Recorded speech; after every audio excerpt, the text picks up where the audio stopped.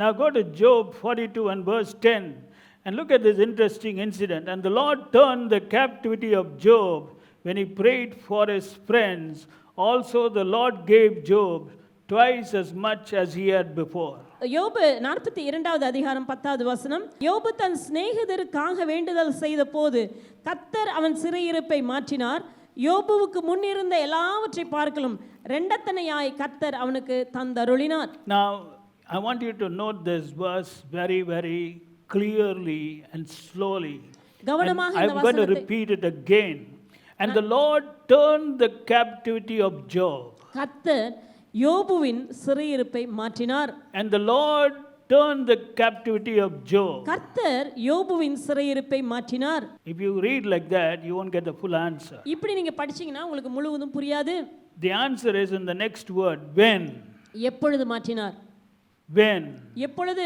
See, and the Lord turned the captivity of Job when. கர்த்தர் அவன் See சிறையிருப்பை the English மாற்றினார் Bible. எப்பொழுது? God's plan was to turn the captivity of Job, but that cannot happen unless the when comes into existence. கர்த்தருடைய சித்தம் யோபுவினுடைய சிறையிருப்பை மாற்றுவதுதான் தேவனுடைய திட்டமானால் அது எப்பொழுது நடக்கும் என்றால் அந்த காரியம் அதற்கு முன்னாக நடந்தால்தான். When he prayed for his friend. யோபு தன் சிநேகிதருக்காக வேண்டுதல் செய்த போது. பத்திலா வேண்டுதல் செய்த போது வேண்டிக் கொண்ட போது when he prayed. You got it? Suppose Job didn't pray for his friends. யோபு தன்னுடைய நண்பர்களுக்காக ஜெபித்திராவிட்டால், though it is God's plan to turn the captivity of Job, I don't know what God would have done. யோபுவினுடைய சிறையிருப்பை திருப்புவதுதான் தேவனுடைய திட்டமாகவே இருந்திருந்தாலும் நடந்திருக்குமா அது? See how important is praying for others, brother. ஆகவே இதிலிருந்து நாம் புரிந்து கொள்வோம் ஒருவருக்காக ஒருவர் ஜெபிப்பது என்பது எவ்வளவு முக்கியமானது. The Bible doesn't say and the Lord turned the captivity of Job when he requested and prayed to God to do a miracle in his life and do a breakthrough and turn his captivity. தேவன் தன்னுடைய வாழ்க்கையிலே குறுக்கிட்டு ஒரு அற்புதத்தை செய்து ஒரு அடையாளத்தை செய்து ஒரு தடைமுறிக்கப்படுதலை தர வேண்டும் என்று ஊக்கமாய் ஜெபித்த பொழுது தேவன் அவருடைய சிறையிருப்பை திருப்பினார். அப்படியாக வசனம் சொல்லவில்லை. See, these are all very crucial points which we have to understand. இவைகளெல்லாம் நாம் அறிந்து கொள்ள வேண்டிய நுணுக்கமான காரியங்களாம். When you pray for others, the Lord will turn your captivity. நீங்கள் மற்றவர்களுக்காக ஜெபிக்கும் பொழுது தேவன் உங்களுடைய சிறையிருப்பை திருப்புவார். And he didn't stop with that. The Bible says and the Lord gave Job twice as much as he had before. அதோடு கூட தேவன் நிறுத்தாமல் யோபுவுக்கு முன் இருந்த எல்லாவற்றை பார்க்கலும் இரண்டத்தனையாய் கர்த்தர் அவனுக்கு தந்தருளினார். Amazing. When you pray for others, you receive double restoration, brother. நீங்கள் மற்றவர்களுக்காக ஜெபிக்கும் பொழுது உங்களுடைய வாழ்க்கையில இரண்டு மடங்காக திரும்ப பெற்றுக்கொள்வீர்கள். That is why today the devil is preventing people from praying for one another. He is making them focus only on themselves. Pray for your family, pray for your family, pray for your family, pray for your job, pray for your stomach, pray for your heart, pray for your kidney, pray, and you think you are doing a wonderful job. Brother, learn God and his principles and his strategy and don't waste your time. Be wise. ஆகவே தான் இன்றைக்கு சத்ருவான மிக தந்திரமான முறையில் சபைக்குள்ளாக இருக்கிற நபர்களுடைய மனதை மறைத்து உனக்காக உன்னுடைய வேலை உன்னுடைய குடும்பம் உன்னுடைய பிள்ளைகள் உன்னுடைய எதிர்காலம் உனக்காகவே ஜெபி ஜெபி ஜெபி என்று சொல்லி இப்படியாக மனதை மாற்றி கொண்டிருக்கிறது. நான் ஏனெனில் அதனால ஆண்டவருடைய திட்டமானது நிறைவேற முடியாமல் போகிறது. See, you want double? உங்களுக்கு இரண்டு மடங்காக பெற வேண்டுமா? Today many quote the example of Job, but they don't quote the example of the double restoration. That is what is confusing me. இன்றைக்கு अनेகர் யோபுவை வேறு விதத்திலே உதாரணமாக காட்டுகிறார்கள். ஆனால் அவருடைய வாழ்க்கையிலே இரண்டு மடங்காக பெற்றதை யாரும் சொல்வதில்லை. Very interesting, no? எவ்வளவு சுவாரஸ்யமான. If you quote Job, you should also quote the double restoration. யோபுவை குறித்து நம்ம சொல்லுகிறோம் என்றால் யோபு எப்படி இரண்டு மடங்காக பெற்றுக்கொண்டார் அதையும் நம்ம சொல்ல வேண்டும். And you should also quote the methods what Job did to get the double restoration. அந்த இரண்டு மடங்கான திரும்ப பெறுதலை பெறுவதற்கு யோபு என்னெல்லாம் செய்தார் அதையும் நாம் அறிய வேண்டும். I like this statement. Also the Lord gave Job twice as much as he had before. மிக அருமையான ஒரு வார்த்தை. யோபுவுக்கு முன் இருந்த எல்லாவற்றை பார்க்கலாம் இரண்டத்தனையாய் கர்த்தர் அவனுக்கு தந்தருளினார். The Lord gave.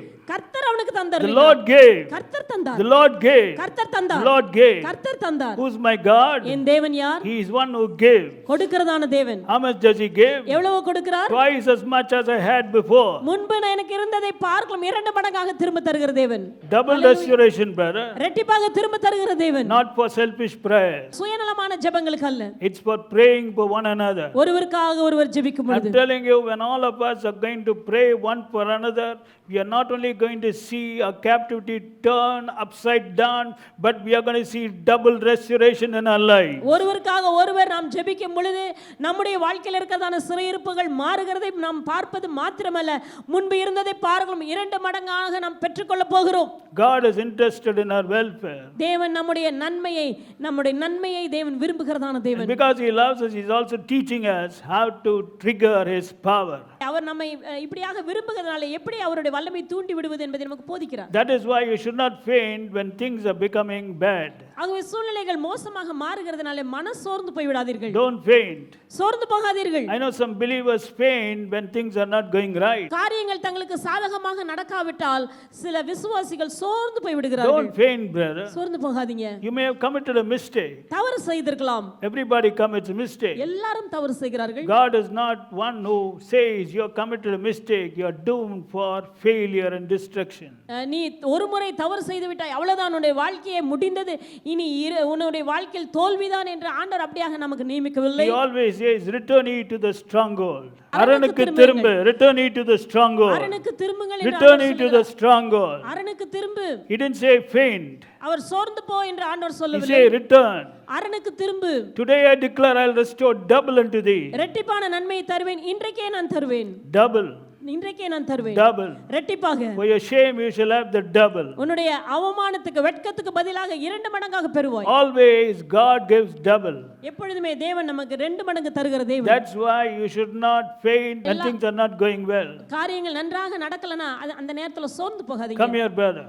For example, let's say something not good has happened in his life. இவருடைய வாழ்க்கையில நல்ல காரியம் நடக்கலன்னு வெச்சுக்கீங்களேன். ஏதோ ஒரு காரியம் Immediately நடந்து you விட்டது. should not speak bad about him. அதனால நம்ம அவரை குறித்து தவறாக பேசக்கூடாது. Look at this guy. இவரை He பாருங்க. deserves it. அவருக்கு அது தேவைதான் வேணும். If you say that, then you are also going to deserve something else some other day.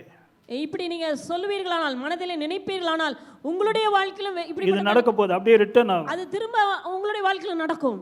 Just because something has happened, don't condemn, don't criticize, brother. ஒருவருடைய வாழ்க்கையில ஏதோ ஒரு காரியம் நடக்கிறது என்பதனாலே அவர்களை நாம் குறை சொல்லுதோ, குற்றம் சொல்லுவோ, நாம் Pray for him.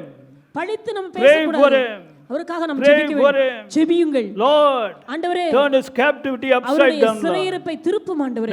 Restore double unto him, Lord. ஆண்டவரே, அவருக்கு இரட்டிப்பாக 2 மடங்கு Do தாரும். something for our dear brother, Lord. ஆண்டவரே, எங்களுடைய அருமையான சகோதரன் ஆண்டவரே, அவருக்கு ஏதாவது ஒன்று செய்யும் ஆண்டவரே. And when you pray for others, I'm telling you, God is going to restore your captivity and turn your captivity upside down and render double unto thee. நீங்க இப்படியாக மற்றவர்களுக்காக ஜெபிக்கும் பொழுது கர்த்தர் உங்களுடைய சிறையிருப்பை மாற்றி உங்களுக்கு 2 மடங்காக திரும்ப தருவார். That's why the devil is not allowing people to pray for one another. ஆகவேதான் இன்றைக்கு ஒருவருக்காக ஒருவர் ஜெபிப்பதற்கு சத்ருவானவன் தடையை தடுத்துக் கொண்டிருக்கிறான். A church cannot be a church of power unless believers learn to pray one for another.